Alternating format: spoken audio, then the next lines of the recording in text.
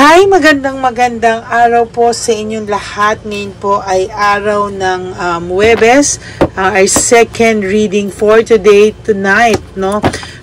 Kamusta po kayong lahat? I hope kayo po ay nasa mabuting kalagayan lahat. Ngayon po gusto kong makita kung ano ang second reading of the day natin today, no? Ano po ang pakiramdam niya? Current feelings versus current situation, ano po kaya ang pakiramdam niya at ang sitwasyon niya sa ngayon. Tingnan po natin. We have to choose 10. 1, 2, 3, 4, 5, 6, 7, 8, 9, and 10. Okay? Pili po tayo dito sa current feelings, no, sa ating lover oracle. Tingnan po natin pagtatapatin po natin.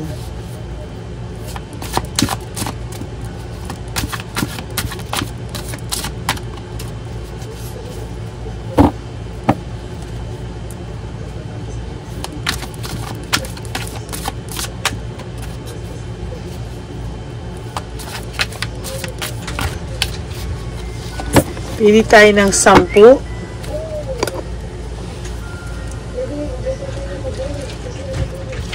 1, 2, 3, 4, 5, 6, 7, 8, 9, and 10.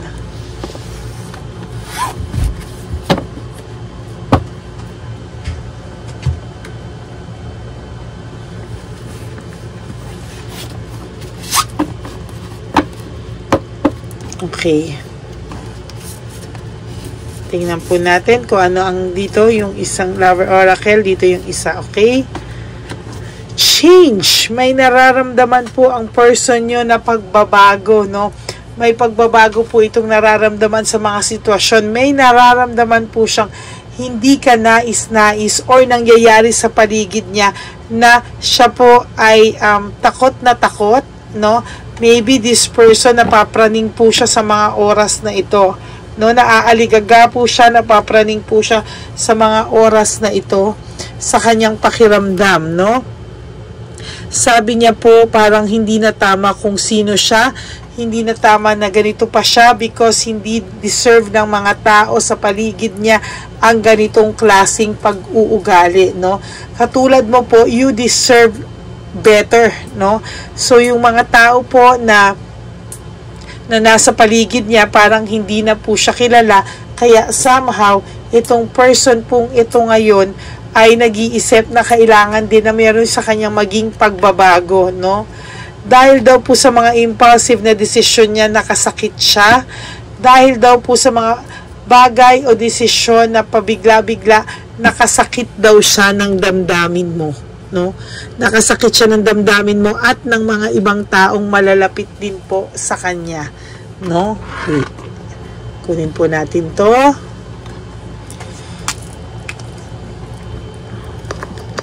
Dahil pabigla-bigla siya, dahil naging pabigla-bigla siya,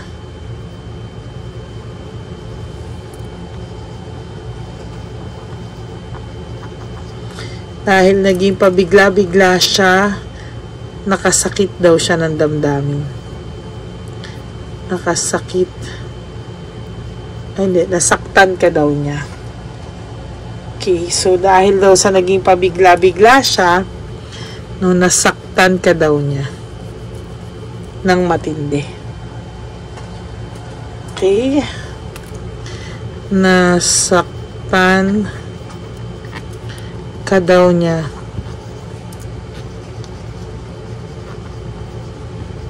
ng matindi.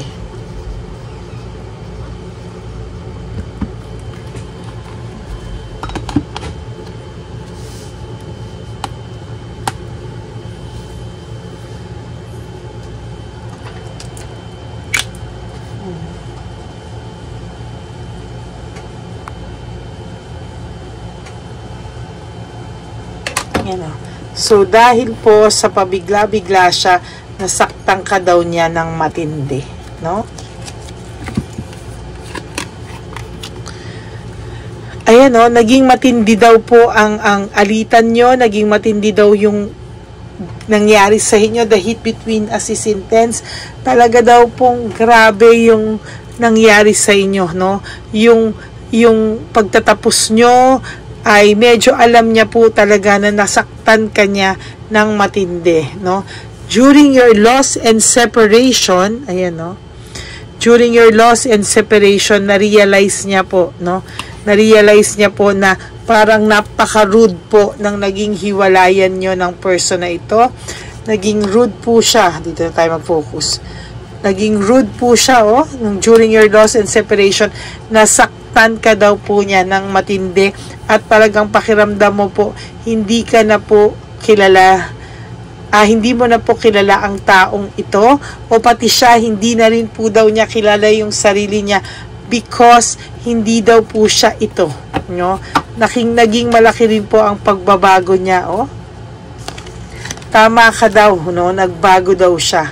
Tama ka daw ng parang sa mga sinasabi mo sa kanya, and tama ka daw na parang ang pakiramdam niya hindi niya na po alam kung ano ang mga susunod na mararamdaman niya kasi ngayon po na nagsisinkin na po sa kanya lahat ng pakiramdam niya, para po siyang naaaligaga talaga, no? Very, very mixed emotions. Oh. Pinipilit na lang daw po nitong lumaban, pinipilit niya lang na tumayo at mag-survive, pinipilit niyang ipakita sa lahat na siya ay matapang at hindi siya mapapabagsak. But, ang totoo po, the truth is right now is, my life is a mess right now, no? So, ayan po, no? Sobrang malas po o sobrang gulo, no? Sobrang mess yung buhay niya sa ngayon. Ang pakiramdam po ng taong to, pabagsak siya ng pabagsak ng pabagsak, no?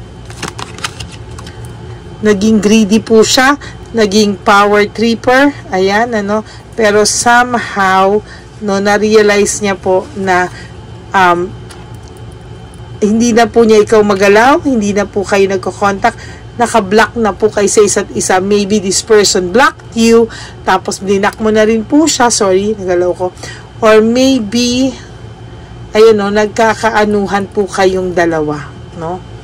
Nagka-blockan kayo at hindi pinatulan mo na po to na hindi mo na po ito hinabol. Pero dati, hinahabol mo to lagi, nakikipagbati ka, pero ngayon po, hindi mo na po siya hinabol. Maybe that's why he is curious, no? Na may mental telepathy ka po niya. Naku-curious po siya sa mga bagay-bagay. Bakit daw po, no? Bakit daw po ganyan, okay? Sinasabi niya, they have hurt me. Kung nasaktan ka daw po, ngayon, nasasaktan na din po siya. And as a matter of fact, each day, lately, no? Each day po, ito pong taong to ay unti-unti nasasaktan na din po siya. Ngayon pa lang po, late lang, no? Late lang po ito, pero nasasaktan din po siya.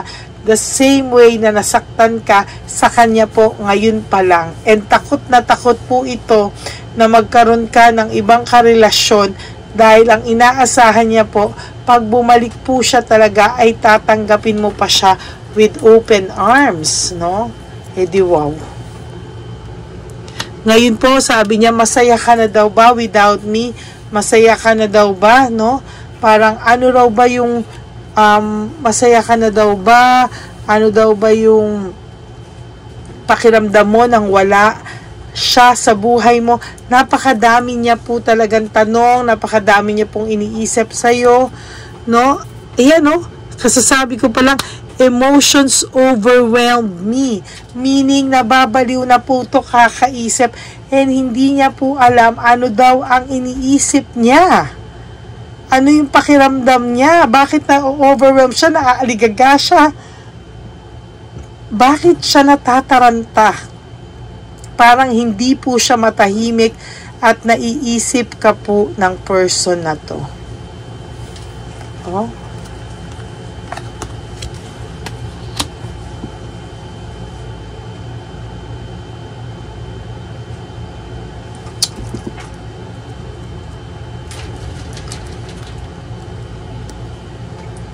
Sa totoo lang po, ginusto niya kasing magkaroon ng beginnings and fresh start. Ayan. Pero sa totoo lang po, to tell you honestly, pinagsisihan niya po. No. Sana daw po, hindi na lang nangyari yung mga nangyari. No. Sana daw po ay hindi niya na naranasan yung mga naramdaman niya, ay hindi na lang niya naramdaman para hindi ka daw po nawala sa kanya. Somehow, itong person na po na ito ay mayroon din naman pong regrets, no, sa nangyari sa kanya. And hindi, sinasabi niya po sa iyo na hindi daw po niya gusto kung ano daw po yung naramdaman niya. And somehow, pinagsisisihan daw po niya lahat.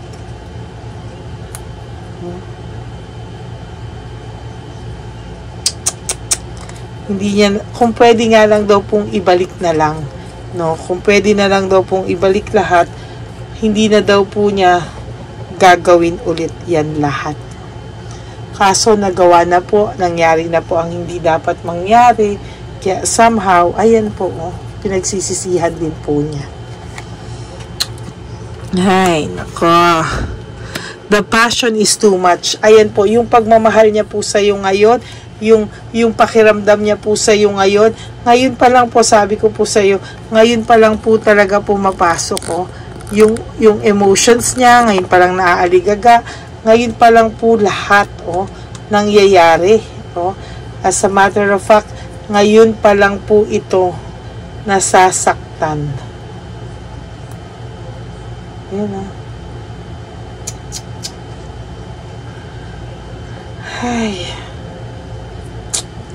Somehow, I feel that half of him, sige, sabi natin, sige, sincere siya sa pagsisisi.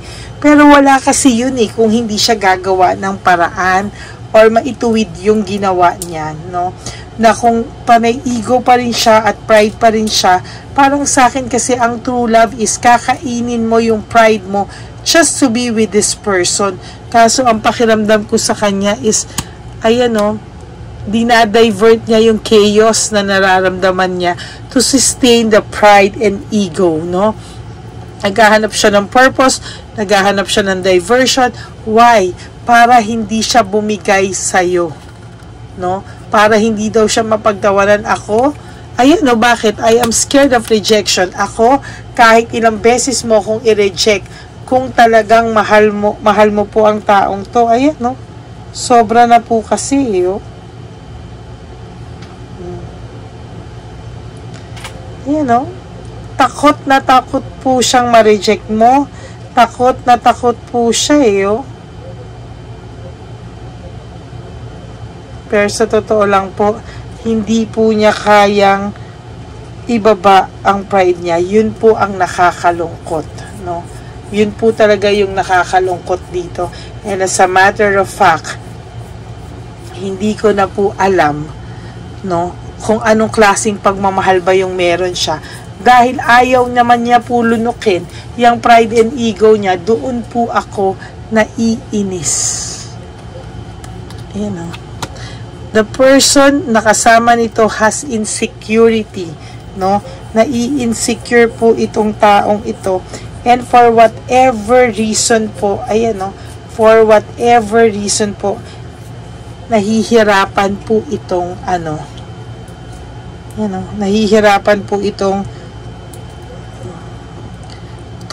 nahihirapan po itong maging humble, aminin, no? Yung maging totoo sa sarili niya, nahihirapan po siya.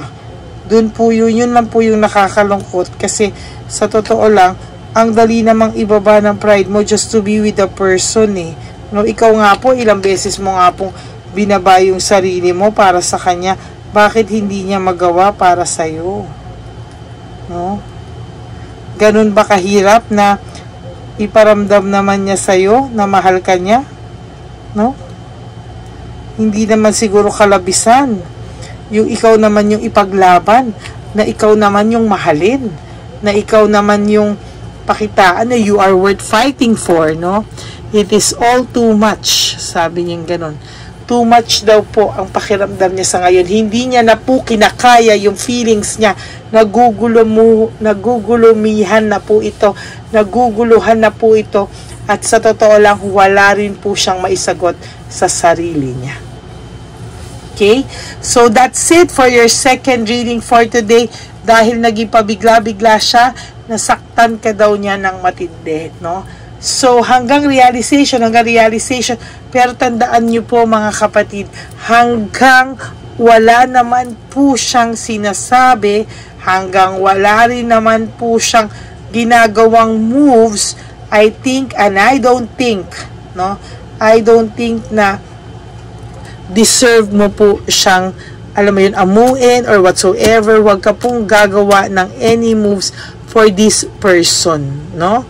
So, yan po, no? Maraming salamat po sa pakikinig nyo sa ating second reading of the day today. Na dahil naging pabigla-bigla siya, nasaktan ka dyan ng matindi. So, yan po ay ating i-edit at ilalabas po tonight, no? So, sana po ay nag-resonate po kayo. And for those of you who wants to have a private reading with me, you can message me at Lady Lee Elena, that's Ladyly. Nasa dulo po yan ng ating video wherein dyan nyo po ako makokontak, no? Mami-message and makokontak sa mga gusto pong mag-private reading. Okay? And please also follow nyo na rin po ang ating FB page. Yan nga yung Lady Lee Elena, no? Lahat po ng followers ko ay kasama po yan lagi pag nagra-random check ako kung sino pong matapat, siya yung swerte na makakausap ko po at makakamusta. Okay? So maraming salamat po sa inyong lahat. To all my Lady Elena friends, family, and subscribers, I love you all from the bottom of my heart. No? For those of you po who resonates po with this video, please give me a like and comment down below para po nababasa ko po lahat ng comments nyo. And of course, no, for those of you na hindi pa nag-subscribe, pa-subscribe na rin po dito sa ating channel. Okay? Maraming salamat po. Please no skipping of ads. Tulong nyo na po yan sa ating channel. Okay? Maraming po salamat. And life is too short. Don't make it shorter by stressing yourself from all the pains and heartaches na binigay sa inyo ng kahapon. Just surrender everything to the divine universe. Just let go and let God write your life and love story. May God bless you, everyone. Stay safe and have a good night's sleep later. Bye! I love you all. Thank you po.